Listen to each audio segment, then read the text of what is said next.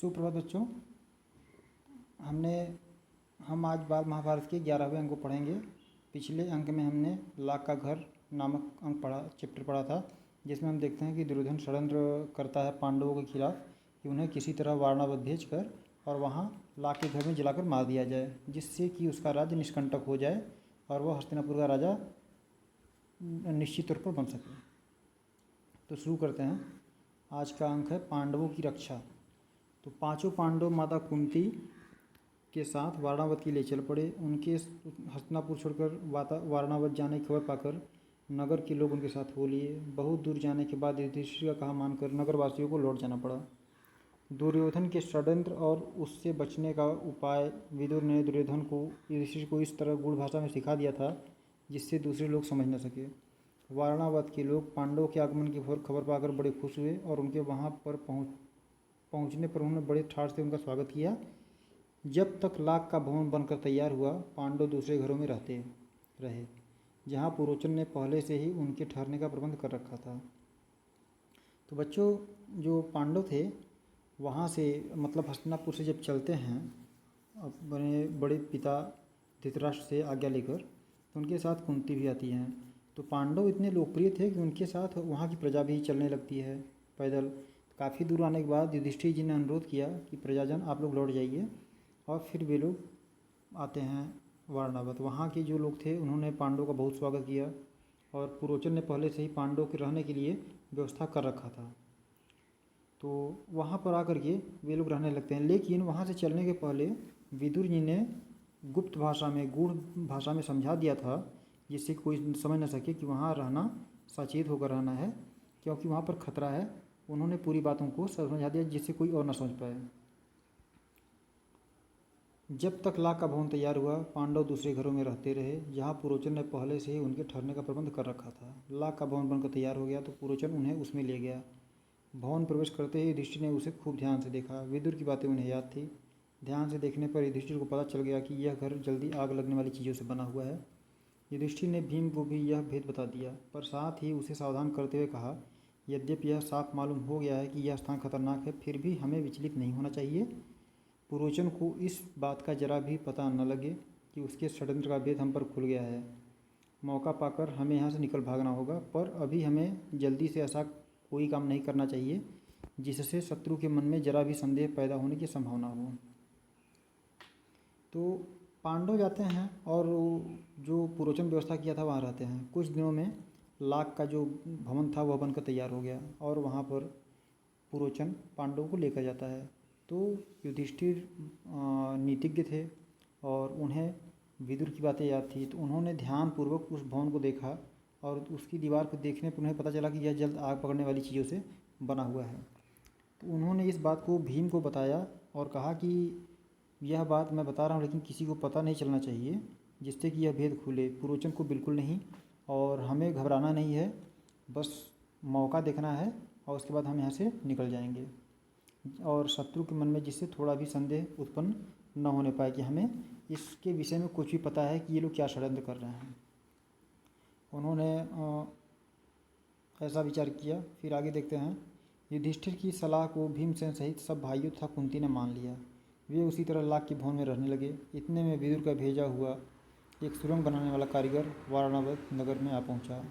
उसने एक दिन पांडवों को अकेले में पाकर उन्हें अपना परिचय देते हुए कहा, आप लोगों की भलाई के लिए हस्तिनापुर से रवाना होते समय विदुर ने युधिष्ठिर से सांकेतिक भाषा में जो कुछ कहा था वह बात मैं जानता हूँ। यही मेरे सच्चे मित्र होने का सबूत है। आप मुझ पर भरोसा रखें, मैं आप लोगों की रक्षा का प्रबंध करने के लिए आया हूँ। तो जब पांडव इस बात को जान गए अच्छे तरीके से कि यहाँ पर षड्यंत्र हो रहा है, तो उन्होंने आपस में तय कर लिया कि यह बात किसी को मतलब यह भेद किसी के पास सामने प्रकट नहीं होना चाहिए। इसी बीच में जब पांडव वारणावत के लाख के घर में रहने लगे, तब तक विदुर जी ने जो कारीगर भेजा जो कि सुरंग खोदने में माहिर था, वह पांडव के पास आता है और अपना परिचय देता है, और सांकेतिक भाषा मतलब जो विदुर जी ने तय कर रखा था उस भाषा में युधिष्ठिर को अपना परिचय देता है। युधिष्ठिर समझ आता है कि हाँ, ये विदुर जी का भेजा हुआ व्यक्ति है, और फिर वह अपने काम में लग जाता है। इसके बाद वह कारीगर महल में पहुंच गया और गुप्त रूप से कुछ दिनों में ही उसमें एक सुरंग बना दी। इस रास्ते से पांडव महल के अंदर से नीचे ही नीचे चारदीवारी और गहरी खाई को लांघ कर सुरक्षित बेघर के बाहर निकल सकते थे। यह काम इतने गुप्त रूप से और इस खूबी से हुआ कि पुरोचन को अंत तक इस बात की खबर न होने पाई। पुरोचन ने लाख के भवन के द्वार पर ही अपने रहने के लिए स्थान बनवा लिया था। इस कारण पांडवों को भी सारी रात हथियार लेकर चौकन्ने रहना पड़ता था। तो विदुर जी ने जो कारीगर भेजा था उसने बहुत ही गोपनीय तरीके से कुछ ही समय में जो भवन बना था उस महल के नीचे से सुरंग बना दिया, जो कि उस महल के बाहर जो बाउंड्री चारदीवारी थी उसके बाहर निकलती थी। यह काम इतना गोपनीय तरीके से किया कि पुरोचन को इसका भनक भी नहीं ले सका। और लेकिन पांडव इन सब बातों को ध्यान में रखते हुए बहुत ही चौकन्ने, बहुत ही सचेत रहते थे, क्योंकि कभी भी कुछ हो सकता था। एक दिन पुरोचन ने सोचा कि अब पांडवों का काम तमाम करने का समय आ गया है। समझदार युधिष्ठिर उसके रंग ढंग से ताड़ गए कि युधिष्ठिर की सलाह से माता कुंती ने उसी रात को एक बड़ी भोज का प्रबंध किया। नगर के सभी लोगों को भोजन कराया गया। बड़ी धूमधाम रही, मानो कोई बड़ा उत्सव हो। खूब खा पीकर भवन के सब कर्मचारी गहरी नींद में सो गए। पुरोचन भी सो गया। आधी रात के समय भीमसेन ने भवन में कई जगह आग लगा दी और फिर पांचों भाई माता कुंती के साथ सुरंग के रास्ते अंधेरे में रास्ता टटोलते टटोलते बाहर निकल गए। भवन से बाहर वे निकले ही थे कि आग ने सारे भवन को अपनी लपटों में ले लिया। पुरोचन के रहने के मकान में भी आग लग गई। सारे नगर के लोग इकट्ठे हो गए और पांडवों के भवन को भयंकर आग की भेंट होते देखकर हाहाकार मचाने लगे। कौरवों के अत्याचार से जनता क्षुब्ध हो उठी और तरह तरह से कौरवों की निंदा करने लगी। लोग क्रोध में भरकर अनाप शनाप बकने लगे, हाय तौबा मचाने लगे और उनके देखते देखते सारा भवन जलकर राख हो गया। पुरोचन का मकान और स्वयं पुरोचन भी आग की भेंट हो गया। तो जैसे जैसे समय बीतता है फिर पुरोचन को लगता है कि नहीं, पांडव आश्वस्त हो गए हैं और समय आ गया है कि हम पांडवों का अंत कर दिया जाए। लेकिन उसके मनोभावों को युधिष्ठिर जी ताड़ जाते हैं। तो उसी दिन उन्होंने ब्राह्मण भोज रखा और नगर में के लोगों को, जो लोग थे, सभी को बुलाया गया भोजन पर। फिर खूब धूमधाम रही, सब लोग खूब उत्सव मनाया सबने। और खा पी करके जब सो गए तो उसमें जो कर्मचारी थे पुरोचन से सभी लोग सो गए थक करके। तो उसी रात में भीमसेन उस भवन में आग लगाते हैं और उस आग को वे पुरोचन के भवन में लगाते हैं और फिर वे लोग गुप्त सुरंग के मार्ग से निकल जाते हैं। लेकिन इस आग में पांडव तो बच जाते हैं, लेकिन पुरोचन उसी लपट में जल जाता है। जब आग लगती है तो वहाँ के जो लोग रहने वाले रहते हैं, प्रजाजन, वे आते हैं, आग की लपटों को देखकर बहुत ही क्रोधित होते हैं, बहुत ही क्षुब्ध होते हैं और वे कौरवों की जानते थे कि कौरव षड्यंत्रकारी हैं और वे बहुत ही ज़्यादा क्रोधित होते हैं और उनके विषय में बहुत ही अनाप शनाप बकते हैं, भला बुरा बोलते हैं।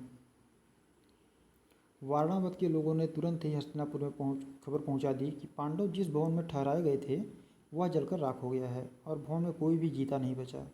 धृतराष्ट्र और उनके बेटों ने पांडवों की मृत्यु पर बड़ा शोक मनाया। वे गंगा किनारे गए और पांडवों तथा कुंती को जलांजलि दी। फिर सब मिलकर बड़े जोर जोर से रोते और विलाप करते हुए घर लौटे। परंतु दार्शनिक विदुर ने शोक को मन ही मन में दबा रख लिया, अधिक शोक प्रदर्शन न किया। इसके अलावा विदुर को यह भी पक्का विश्वास था कि पांडव लाख के भवन से बचकर निकल गए होंगे। पितामह भीष्म तो मानो शोक के सागर में थे, पर उनको विदुर ने धीरज बंधाया और पांडवों के बचाव के लिए किए अपने सारे प्रबंध का हाल बताकर उन्हें चिंता मुक्त कर दिया। फिर जब आग लग जाती है, वहाँ के जो प्रजाजन होते हैं आते हैं, फिर यह खबर जल्दी हस्तिनापुर पहुँच जाती है और जो धृतराष्ट्र के पुत्र होते हैं वे झूठा शोक का प्रदर्शन करते हैं, रोते गाते हैं और रोने पीटने का नाटक करते हैं। फिर जाकर नदी में उनको मृत आत्माओं को जलांजलि देते हैं और फिर रोते विलाप करते अपने आवास को चले जाते हैं। इसमें सबसे ज़्यादा अगर कोई दुखी था तो वो थे भीष्म पितामह। लेकिन विदुर जी को पूरा विश्वास था कि पांडव इस अग्निकांड में बचकर निकल गए हैं और उन्होंने भीष्म पितामह को इस बात से अवगत कराया। तब जाकर भीष्म पितामह थोड़ा चिंता मुक्त हुए। लाख के घर को जलता हुआ छोड़कर पांचों भाई माता कुंती के साथ बच निकले और जंगल में पहुंच गए। जंगल में पहुंचने पर भीमसेन ने देखा कि रात भर जगे होने तथा चिंता और भय से पीड़ित होने के कारण चारों भाई थके हुए हैं। माता कुंती की दशा तो बड़ी ही दयनीय थी, बेचारी थक कर चूर हो गई थी। सो महाबली भीम ने माता को उठाकर अपने कंधे पर बैठा लिया और नकुल एवं सहदेव को कमर पर ले लिया। युधिष्ठिर और अर्जुन को दोनों हाथों से पकड़ लिया और वह उस जंगली रास्ते में उन्मत्त हाथी के समान झाड़ झंखाड़ और पेड़ पौधों को इधर उधर हटाता व रौंदता हुआ तेजी से चलने लगा। जब वे सब गंगा के किनारे पहुँचे तो वहाँ विदुर की भेजी हुई एक नाव मिली। युधिष्ठिर ने मल्लाह से सांकेतिक प्रश्न करके जांच लिया कि वह मित्र है। वे लोग अगले दिन शाम होने तक चलते ही रहे ताकि किसी सुरक्षित स्थान पर पहुँच जाए।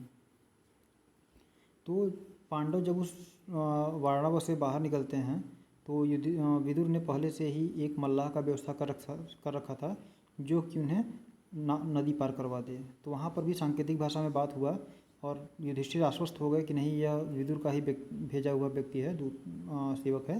तो फिर वे उसके साथ नदी पार करते हैं। इस सब घटनाक्रम में सभी बहुत थक जाते हैं और सबको थका हुआ देखकर भीमसेन क्या करते हैं कि सबको अपने ऊपर उठा लेते हैं। माता को कंधे बैठा लेते हैं और अर्जुन को युधिष्ठिर को हाथों में पकड़ लेते हैं और नकुल सहदेव को कमर पर पकड़वा देते हैं कि पकड़े रहो मेरे कमर कंधे को।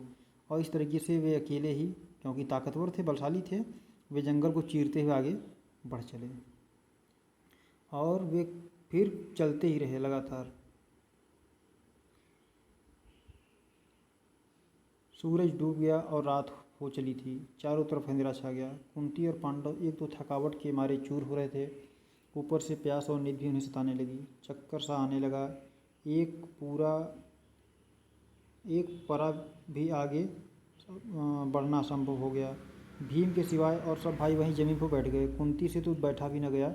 वह दीन भाव से बोली, मैं तो प्यास अब मुझसे बिल्कुल चला नहीं जाता। धृतराष्ट्र के बेटे, चाहे तो भले ही मुझे यहाँ से उठा ले जाएं, मैं तो यहीं पड़ी रहूँगी। यह कहकर कुंती वहीं ज़मीन पर गिरकर बेहोश हो गई। तो बच्चों, इतना ज़्यादा सफ़र किया था उन लोगों ने कि अब उनके अंदर इतना ताकत नहीं बचा था कि वे और आगे बढ़ पाए। केवल भीमसेन ही अभी तक सही हालत में थे, नहीं तो सब के सब थक कर बैठ गए। और कुंती ने तो यहाँ तक कह दिया कि अब चाहे उनके जो पुत्र हैं वो आ भी जाएं तो भी मैं यहाँ से नहीं जाने वाली, क्योंकि मुझसे बिल्कुल नहीं चला जा रहा है। मैं बहुत ज़्यादा प्यास से व्यथित हूँ और चाहे कौरव आए, कुछ भी करें। और वे फिर अंत में वहीं पर बेहोश हो जाती हैं।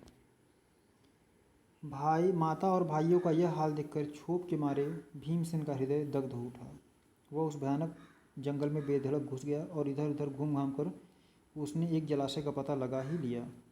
उसने पानी लाकर माता व भाइयों की प्यास बुझाई। पानी पीकर चारों भाई और माता कुंती ऐसे सोए कि उन्हें अपनी सुध-बुध तक न रही। अकेला भीमसेन मन ही मन कुछ सोचता हुआ चिंतित भाव से बैठा रहा।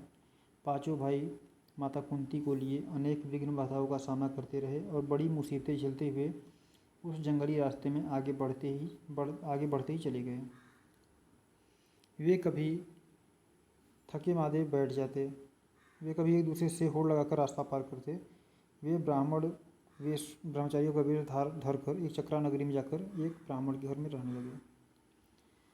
तो इस तरह से फिर जब सब थक गए तो भीमसेन जंगल में घुसते हैं और वहाँ से पानी का व्यवस्था करते हैं और उस पानी को जब सब पीते हैं तो थोड़ा सबके अंदर प्राण का संचार होता है और फिर वे सब धीरे धीरे चलने लगते हैं। और चलते चलते जंगली रास्ते में बढ़ते बढ़ते वे लोग फिर एक नगरी के पास पहुंचते हैं और वहाँ वे लोग ब्राह्मण का वेश धारण कर लेते हैं, ब्राह्मण ब्रह्मचारी का, और एक ब्राह्मण के ही घर में रहने लगते हैं। जंगली रास्ता सा बहुत सारे मुसीबतों को पार करके उन्होंने पार किया, तो फिर अपना भेद छिपाने के लिए उन्होंने ब्राह्मणों का वेश धारण कर लिया। माता कुंती के साथ पांचों पांडव एक चक्रा नगरी में भिक्षा मांगकर अपने गुजर करके दिन बिताने लगे। भिक्षा के लिए जब पांचों भाई निकल जाते तो कुंती का जी बड़ा बेचैन हो उठता था। वह बड़ी चिंता से उनकी बाट जोहती रहती। उनके लौटने में जरा भी देर हो जाती तो कुंती के मन में तरह तरह की आशंकाएं उठने लगती थी। तो जो पांचों पांडव थे वहीं एक चक्रा नगरी में रहने लगे और वहाँ भिक्षा मांगकर अपना जीवन गुजर बसर करने लगे। और लेकिन कुंती पांडवों को लेकर अब बहुत चिंतित रहने लगी थी, क्योंकि जिस तरह से कौरवों ने उन्हें जलाने का प्रयास किया, षड्यंत्र कर रहे थे, इसलिए कुंती बहुत ही ज़्यादा दुखी थी कि जब तक पांडव भिक्षा मांगकर वापस नहीं आते तब तक कुंती के मन में तरह तरह की आशंकाएँ डर उत्पन्न होता रहता था। ठीक है बच्चों।